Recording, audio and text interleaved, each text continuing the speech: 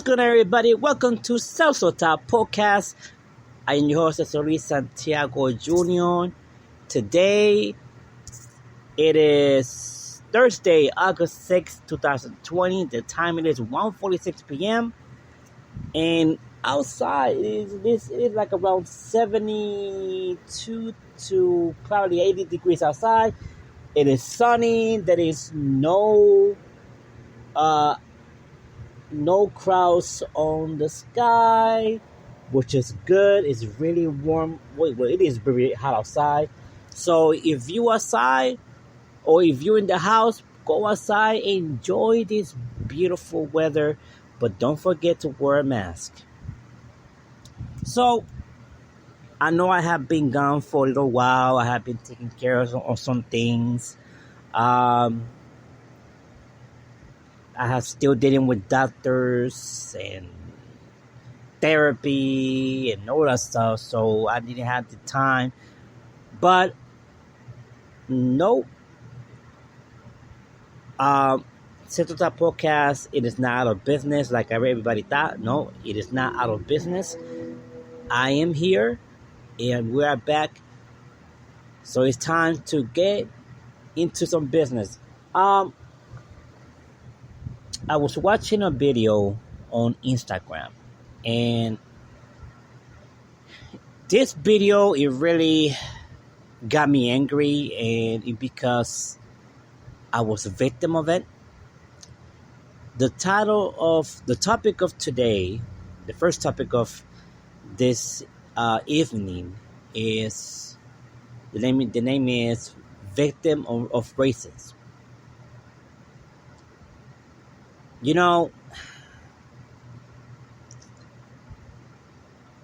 I am a victim of racism because for 19 years in Rochester, New York, I had to prove that I am Puerto Rican, and a lot of people thought that I was Mexican, a lot of people thought that I was Cuban, a lot of people thought that I was not from Puerto Rico, that I was from other part. And tell you the truth, at the same time, it makes you laugh, but then at the same time it hurts. I saw this video about this lady was basically harassing a mother with a child, and the mother was breastfeeding the child in public, and next to this white woman comes and started harassing this lady, this mother. So another lady comes up and start recording this lady and confronted her, saying that you need to stop harassing this mother, and that this is not your country and you are from Europe and all that stuff, because the lady was like, oh, but she's from here, she's from here. So the older lady that was recording her said, no, I don't care from where she is. It is not your business. So she, was trying to take pictures of the mother, and every time she was trying to take a picture, the lady was going, right in the middle of, how you say that? Right in the middle of the lady, so the lady don't take a photo from this older mother, older lady. And I'm glad that lady, stood up for that mother, and next thing you know, the lady walked away because she couldn't win that battle. But I was like, wow, I know how it feels to be harassed. I know how it feels to be called many names and saying, no, you are not for this country. Go back to where you came from. And it hurts. It really hurts that not everyone sees you as you are. And for many times I had to prove probably last week. I know it's just wrestling in this promo, but one of the wrestlers in RSPW say, "Oh, you're from Syracuse and you're not from Puerto Rico. You never was in Puerto Rico." So even though it was a promo and stuff like that, but I said, you know what? Let me prove myself again. So in the chat room, I took a picture of my how you say that, of my birth certificate, and I showed, listen, I am from Puerto Rico. I was born in Puerto Rico. It because I have been through it so many times. I want to tell you a story. I was working. This happened this probably happened around 2016 when I was working at the Holiday Inn Hotel,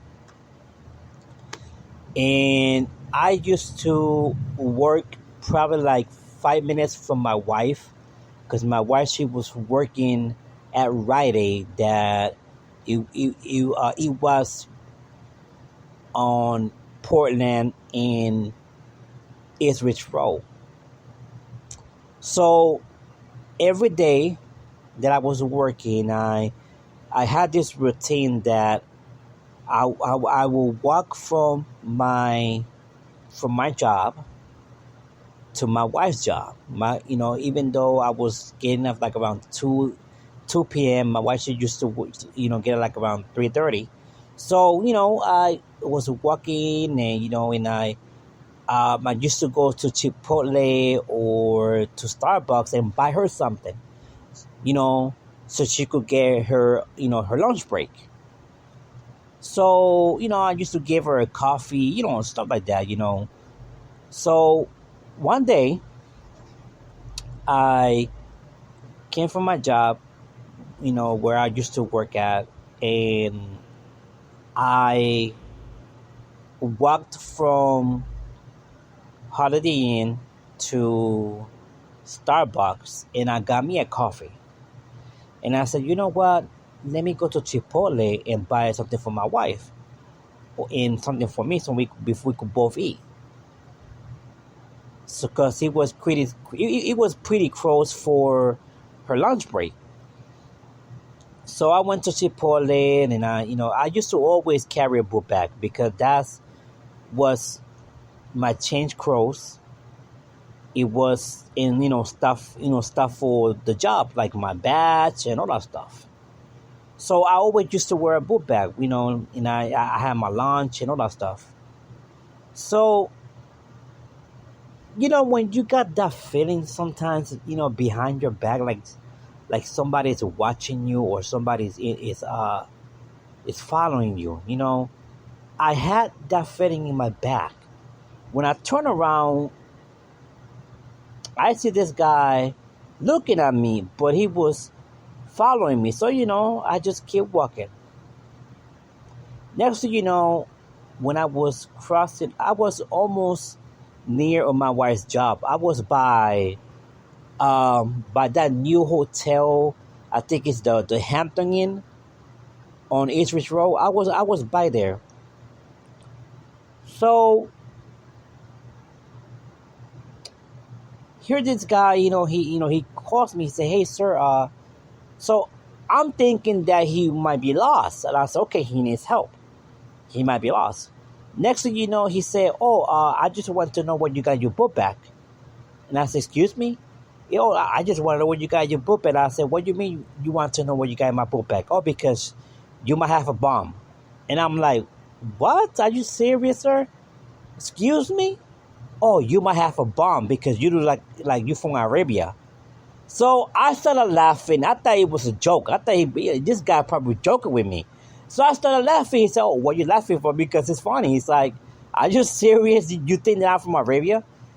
He said, "Yeah, you are from." I said, So if I was, what is it to you?" So argument started between me and him. He's like, "Oh, show me your ID, show me your this, because I need, show me your book bag, open it because I need to know if you got a bomb in there."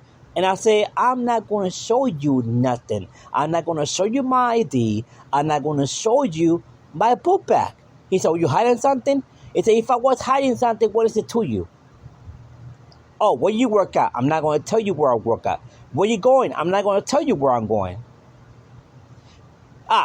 Because I'm like, so yeah, I said, are you the police?" "No, but I could be." I said, "What do you mean you could be?" So I'm thinking either this guy is mentally challenged or something is wrong. So I said, "Okay, since you said you're a cop, let me see your badge." "Oh, I cannot show you." I said, "Well, you cannot show me." I said, "No, let me see your badge." I said, "If you show me your badge, then I will show you my badge. Then I will show you mine, and I will open my book bag and I will show you. But I don't think you're a cop. So right now you're harassing me." "Oh, where you from?" I said, "I'm not going to tell you where I'm from. I'm a U.S. citizen. That's what I am." "Oh, I don't believe it." I said, "You don't have to believe it." So I said, "Damn, I got this guy harassing me, and I cannot bring this guy with me to my wife's job." But then I thought, maybe I should, because there's security in there and they know me. All the securities that wasn't there, they all knew me. And I could have told them, I said, "Listen, this guy harassing me. Don't let him inside of the my wife's job." And they wouldn't let them. They wouldn't let him inside. So, but I said, I didn't want to bring that drama on my wife's job anyway. So I decided to confront him. We had an argument probably for 5, 6, 10 minutes, maybe 15 minutes. And next thing you know, he said, "Oh, I'm going to call the cops." And I said, "Okay, I'm going to call it too."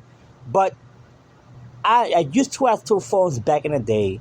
So I was having a press record so I could record the whole conversation in my pocket, and I had the other one in my left hand. So he said, "What you gonna do?" I said, "I'm gonna call the cops." He said, "Why?" I said, "Because you're gonna call the cops. So go ahead, you call the cops, and I'm gonna call the cops, and we'll see who's gonna win. We'll see who's right." "Oh, so you one of them?" I said, "Yep, I'm one of them. So if you don't leave me alone, I'm gonna call the cops right now." So he left. So I went to my wife's job, and I was so angry. I had tears in my eyes, because it's like deja vu. Here we go again, and it's like be a victim of racism it hurts. It hurts you, because all my life I had to prove myself to people, and it's tiring. That every single time people think I'm Mexican, people think I'm not from Puerto Rico, people think that I was not in Puerto Rico before, and it hurts me, because it's like, damn, I am Puerto Rican, I'm from Puerto Rico, but I had to prove myself so many times, even in my job right now. In my job, when I started my job a year ago, I had to prove myself that I was Puerto Rican, because some of my coworkers thought that I was Mexican. It's not. I got nothing wrong against Mexican. I love Mexicans, but it's like, if I was from Mexico, yeah, I will be proud to say, yeah, I'm Mexican, but I'm not. I'm Puerto Rican. So it's like I felt the pain that this lady was going through, and it really angers me. It's like, America, you need to wake up, and you need to learn that not everybody is what you think they are. Don't judge a book for the cover. All right, guys, this was Celso Santiago Jr., and you was in Celso the podcast. I have more topic to talk about today, so stay tuned. Love you all. God bless you. And if you go somewhere, wear a mask.